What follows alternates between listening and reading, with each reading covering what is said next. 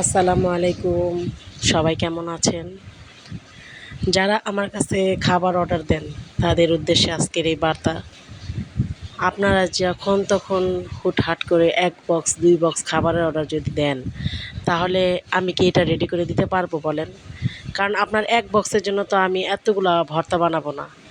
তো যখন আমি পোস্ট করি যে আমার আ এমুক দিন খাবারের অর্ডার আছে, আপনারা কেউ চাইলে নিতে পারেন, তখন আপনারা ইনবক্সে নক করতে পারেন। কারণ ১০-১৫ বক্সের সাথে আপনার ১-২ বক্স আমি বানাতে পারবো। কিন্তু শুধু ১-২ বক্সের অর্ডার তো আমি নেব না। আর যদি না নিই অর্ডার, তাহলে অনেকে আবার রাগ করেন যে আপু অর্ডার দিলে অর্ডার নেন না।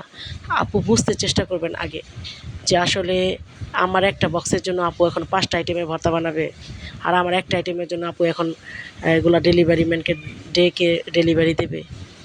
তো ঠান্ডা মাথায় চিন্তা করলে অনেক কিছু, আর যদি ঠান্ডা মাথায় চিন্তা না করেন তাহলে কিছুই করার নেই।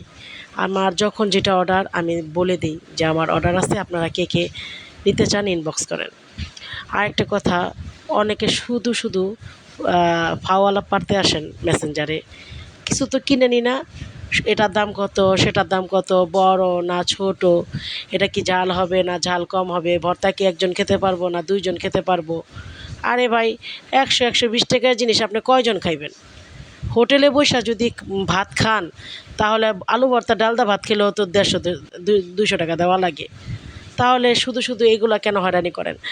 আমি সবচাইতে চিপ রেটে কেন দিচ্ছি? পরিচিতি বাড়ানোর জন্য। এখন আপনারা যদি এগুলো নিয়েও এরকম করেন, শুধু ফালতু আলাপ করতে মেসেঞ্জারে আসবেন না।